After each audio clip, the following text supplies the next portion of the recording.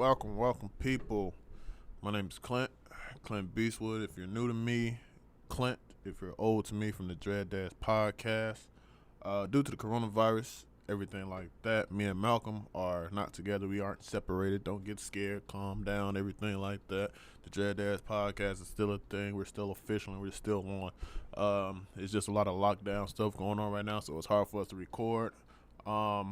This is the one and only time I'm really gonna say something about that. But yeah, that's what's going on right now. So a lot of pause and a lot of halting. Me and Malcolm are still probably live streaming the Division 2, and probably whatever other games that we got in our, in the tuck. So that's probably what we're doing right now. Just a lot of live streaming on YouTube and everything like that. Malcolm's on Twitch. Make sure to go follow him. Is it XKnight98? XKnight89. Make sure to go follow him on Twitch and everything like that. But yeah, that's what we're doing right now. Just because this coronavirus has got us separated, so it's kind of hard to record. A lot of lockdowns, a lot of restrictions and everything like that. I know everybody is telling us to either use Zoom or like other programs like that, but it's kind of hard because Malcolm is he doesn't really have an official computer like that, or official laptop like that, and plus it's hard for him probably to get like a space where he can like get like the best type of silence, seeing that we have kids and stuff like that. So it's kind of hard for that to go on. I know a lot of people have been suggesting that, but it's just something hard to do. Like when you got kids, like I know you'll probably think because we got this nice big green screen in the back and everything like that, like we in the studio or something like that. Nah, we in the basement. so it's kind of hard just to like get a little piece of silence or whatever the case is for him to record and everything like that. And plus he doesn't have like an official laptop. He's building his own computer, his own master computer right now to take over the world right now. So it's just what it is. So you just get me for right now. This may last a month. This may last a little less than a month. We don't know yet. When everything gets a little more clearer on our restrictions and stuff like that in the city or whatever the case is, that's when we'll start moving around and everything like that, just to let everybody know. But yeah, this is just that one intro video on why you just see me and not Malcolm, because we pretty much do everything out of my crib or whatever the case is. So that's just what it is right now. So yeah, don't get worried. DADS podcast still alive. We're still here. We're not breaking up. The boys are still back in town and everything like that. Like, we're not breaking up or anything like that. So but yeah, just wanted to give you guys that little heads up, notice everything like that. So I don't know if I did the intro or not, but enjoy this video, whatever this may be. And we back. Yeah.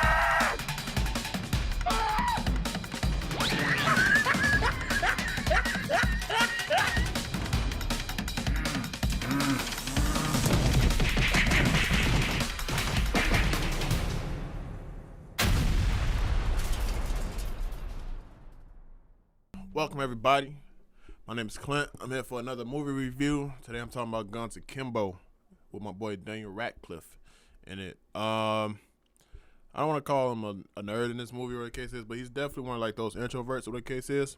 So there's so the whole premise of this movie is there is a online shooter, but live action, like real time. It's called Schism.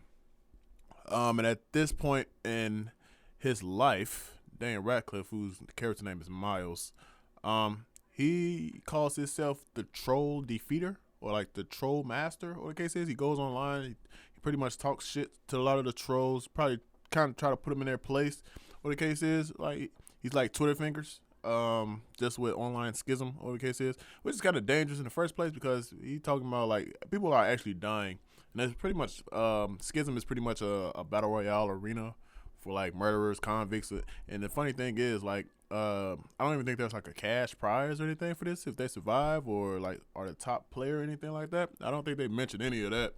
So like these people are just out here just killing to kill and stuff like that. So and people around the world are just watching it, and views, clicks, all that good stuff.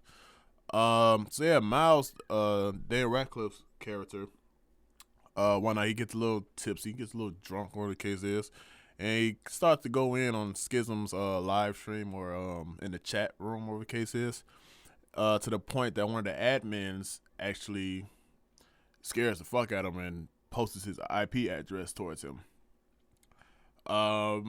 And at this point, he starts panicking. He doesn't know what to do. Like, pretty much once somebody gets your IP address, y'all already know what time it is. If like you're on the internet like that, they pretty much know your address. They can do whatever the hell they want to because they know exactly where you are.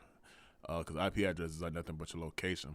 So the admins of Schism, the leader. Let me see if I can find this guy's name. Hopefully I got the right guy. Richter. He's the leader or the headmaster, or the case is, of this game, online live action game, or the case is.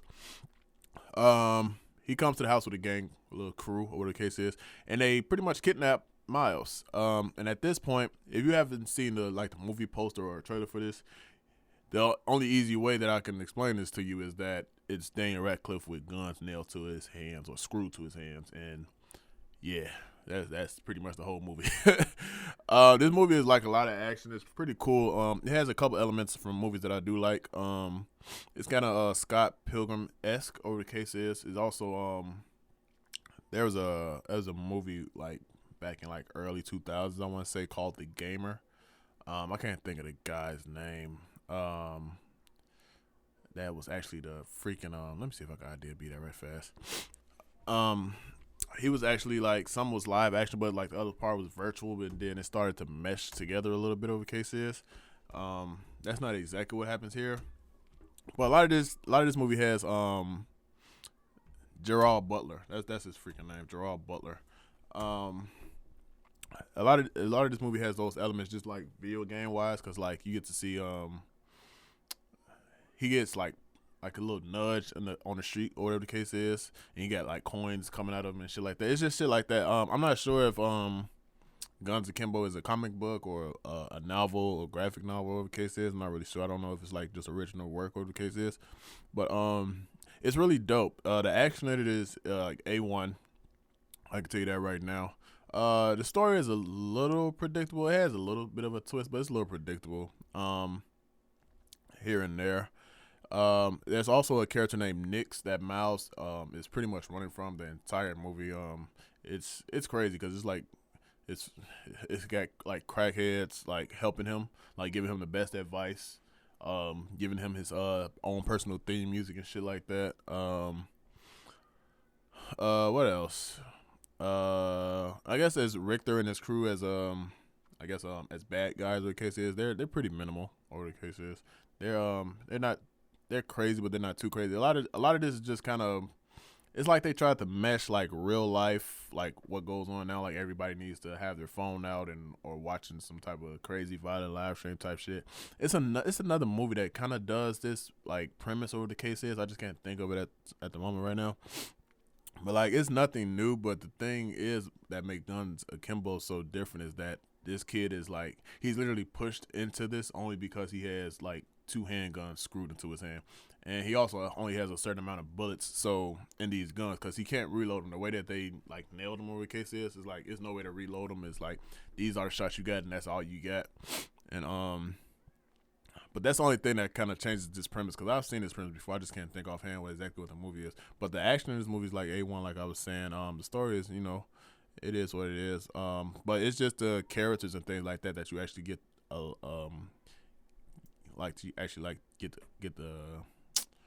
that you actually start to like and get accustomed to, whatever the case is. Because Daniel Radcliffe, he plays the part of Miles, like the scary guy, and to the point like he has a point where it just twists and turns, because I don't want to spoil it, because the movie is new, but it's not that new. But something happens, then his whole persona changes. Like, he goes from like this wimpy, scary, whiny, like running around, like running for his life type guy, to the point that he's just this badass killer dude, and like he starts like really like murking niggas like with no problem.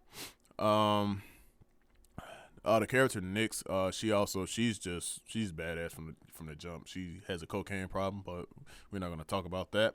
But those are like her that's like her one up, her get her going and shit. That's her boost. She like snorts cocaine like at least like 3-4 times in the movie, I think. Actually, she does like 3-4 times. But yeah, that's her boost. That's her thing. And Miles has asthma too.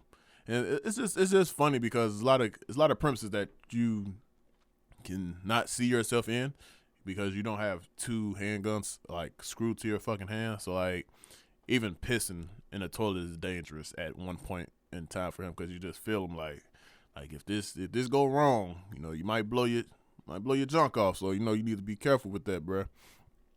But what else? He has Miles has a girlfriend named Nova. She's I don't call her a big part of the movie, but she is like one of those characters that keeps the story going a little bit, what the case is. But yeah, man, this movie is dope. The end, it leaves you on a high note, whatever the case is, just to like tease you a little bit, let you know like it might be another one coming. That's why I don't know if this is a graphic novel or this is something that's in a book or something already. That's why I said I'm not sure, but it definitely, by the ending, it seemed like it's gonna be a second one.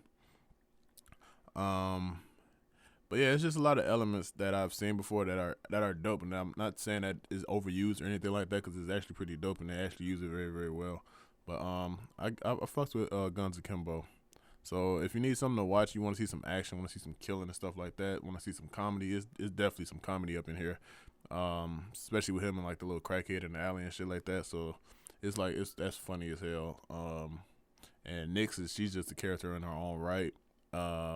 But yeah, and if you all know Daniel Radcliffe and his work that he's been doing, like as of late, like Swiss Army Kid or Swiss Army Knife or something like that. Like like the work that he's been doing, like as of late, like you'll know like what to look forward to. So it's a good movie. It's a good watch. So, but yeah, I get it's like I guess out of 10, I get it's like a 7.5 or something like that. So make sure y'all go check that out. Guns Akimbo, Daniel Radcliffe. But yeah, hope y'all enjoyed this review.